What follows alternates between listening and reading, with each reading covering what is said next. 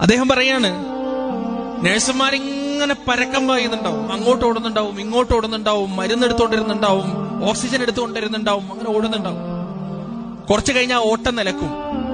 ഓട്ടം നിലച്ചു കഴിഞ്ഞാൽ ആ വ്യക്തിയുടെ ചുറ്റിലും ഒരു കറുത്ത ബോർഡ് കൊണ്ടുവന്ന് വെക്കും. ഈ കറുത്ത ബോർഡ് എന്തിനാണെന്നറിയോ? അവിടെ മനുഷ്യൻ കണ്ടുപിടിച്ച വൈദ്യശാസ്ത്രം എഴുതി ഒപ്പിടാണ്. ഇനി ഇയാൾക്ക് വേണ്ടി ഒന്നും ചെയ്യാനില്ല, ഇയാൾ തീർന്നു. വൈദ്യശാസ്ത്രത്തിന് ഇയാൾക്ക് വേണ്ടി ഇനി ഒന്നും ചെയ്യാനില്ല. ഇനി എന്തേ ചെയ്യാനുള്ളൂ?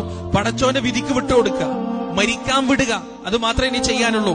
ശരീരത്തിന്റെ ഓക്സിജൻ ലെവൽ അത്രത്തോളം കുറയാൻ തുടങ്ങി. ഹൃദയമിടിപ്പ് ചെറുതായി ചെറുതായി, പൾസ് ചെറുതായി ചെറുതായി, അവസാനം ആ മനുഷ്യൻ ഇല്ലാണ്ടാവാൻ. ആ ഇല്ലാണ്ടാവുന്ന സമയത്ത് അദ്ദേഹത്തിന്റെ ചുറ്റിലും ഒരു മറ വെച്ചു കൊടുക്കാൻ, ഒരു ബോർഡ് വെച്ചു കൊടുക്കാൻ. എന്തിനാ ബോർഡ് എന്നറിയും? ആ മരണത്തിന്റെ സമയത്ത് മനുഷ്യൻ കാണിക്കുന്ന ചില വെപ്രാളങ്ങളുണ്ട്, നിൽക്കാൻ കഴിയില്ല. പ്രത്യേകിച്ച് നാളെയോ മറ്റന്നാളെയോ എന്ന് മരണത്തെ പ്രതീക്ഷിച്ചിരിക്കുന്ന അപ്പുറത്തെ ബെഡുകളിലുള്ള ആളുകൾക്ക്. പരിശുദ്ധ ഖുർആൻ അത് പറയുന്നുണ്ട്. അല്ലാഹു പറയാൻ, വദന്ന അന്നഹുൽ ഫിറാഖ് വൽതഫത്തി സാഖു ബിസാഖ് ഇലാ റബ്ബിക യൗമഇദിനിൽ മസാഖ്. ഇത് വേർപാടാണ് എന്നവൻ തിരിച്ചറിയുമ്പോ, അവന്റെ കണ്ണിലേക്ക് ഇരുട്ട് കയറുമ്പോ, അവന്റെ കണ്ണിന്റെ കൃഷ്ണമണികൾ തുടിച്ചു പുറത്തേക്ക് വരുമ്പോ, അവന്റെ കണങ്കാലുകൾ തമ്മിൽ കൂടിയുരയുമ്പോ, അവന്റെ ശ്വാസം നിലച്ചു പോകുമ്പോ, മൂക്കിലൂടെയും വായിലൂടെയും നുരയും പുതയും പതയും പുറത്തേക്ക് വരുമ്പോ, ആ സമയം മനുഷ്യന്റെ ആ രംഗങ്ങൾ കണ്ടു നിൽക്കാൻ മറ്റൊരാൾക്ക് കഴിയില്ല. അതുകൊണ്ടാണ് ഈ മനുഷ്യനെ മരിക്കാൻ പോകുന്ന ആളുടെ ചുറ്റിലും ഒരു ബോർഡ് വെച്ച് മറക്കുന്നത്. ആ ബോർഡ് നഴ്സുമാർ നീക്കം ചെയ്യുമ്പോഴേക്ക് അയാൾ അവിടെ ശാന്തനായിട്ടുണ്ടാവും, മരിച്ചിട്ടുണ്ടാവും. മരിച്ചു കഴിഞ്ഞാൽ എന്താണ് അവസ്ഥ? സാധാരണഗതിയിൽ അല്ലാഹു സുബ്ഹാനഹു വ തആല നമ്മളോട് പരിശുദ്ധ ഖുർആനിൽ പറഞ്ഞൊരു വാക്കുണ്ട്, അറിയോ? വഇൻ തഉദ്ദു നിഅമതല്ലാഹി ലാ തുഹ്സൂഹാ. അല്ലാഹുവിന്റെ അനുഗ്രഹങ്ങൾ നിങ്ങൾ എണ്ണിക്കണക്കുകയാണെങ്കിൽ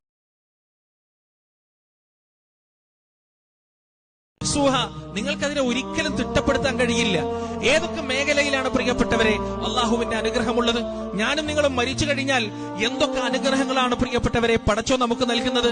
ഞാൻ മരിച്ചാൽ, നിങ്ങൾ മരിച്ചാൽ, നമ്മുടെ ചുറ്റിലുമുള്ള മുഅ്മിനീങ്ങളുണ്ടല്ലോ, വലിയ അനുഗ്രഹമാണ് നമുക്ക്. നമ്മെ കുളിപ്പിക്കാൻ ആളുകളുണ്ട്, നമ്മെ പള്ളിയിലേക്ക് ചുമന്നു കൊണ്ടുപോകാൻ ആളുകളുണ്ട്. അള്ളാഹുവിന്റെ പരിശുദ്ധമായ ഭവനത്തിൽ ഒന്നാമത്തെ സഫിൽ ഒരു വട്ടം കൂടി കിടക്കാൻ നമുക്ക് ഭാഗ്യമുണ്ട്. മുഅ്മിനീങ്ങളുടെ പ്രാർത്ഥന നേടിയെടുക്കാൻ നമുക്ക് ഭാഗ്യമുണ്ട്. ആ പ്രാർത്ഥനയ്ക്ക് ശേഷം അവസാനം ആ പള്ളിയിൽ കൂടി നിൽക്കുന്ന മനുഷ്യരോട് പൊരുത്തം ചോദിക്കപ്പെടാനുള്ള ഭാഗ്യം നമുക്കുണ്ട്. അവിടെ നിന്ന് അങ്ങോട്ട് മുഅ്മിനീങ്ങളുടെ തോളിൽ കയറി ഖബറിലേക്ക് യാത്രയാകാനുള്ള ഭാഗ്യവും നമുക്കുണ്ട്. എന്തൊക്കെ സൗഭാഗ്യങ്ങളാണ്, എത്ര വലിയ അനുഗ്രഹങ്ങളാണ്! ആ അനുഗ്രഹങ്ങൾ മുഴുവൻ നിഷേധിക്കപ്പെട്ടു. ആർക്ക്? കോവിഡ് കാലഘട്ടത്തിൽ, കൊറോണ പിടിമുറുക്കിയ കാലഘട്ടത്തിൽ മരിച്ചുപോയ മനുഷ്യന്മാർക്ക് ആ അനുഗ്രഹങ്ങൾ മുഴുവനും നിഷേധിക്കപ്പെട്ടു എന്ന് നാം മനസ്സിലാക്കണം. അവർക്ക് മയ്യിത്ത് നിസ്കരിക്കാൻ പോയത് 4-5 ആളുകളാണ് പ്രോട്ടോകോൾ അനുസരിച്ച്.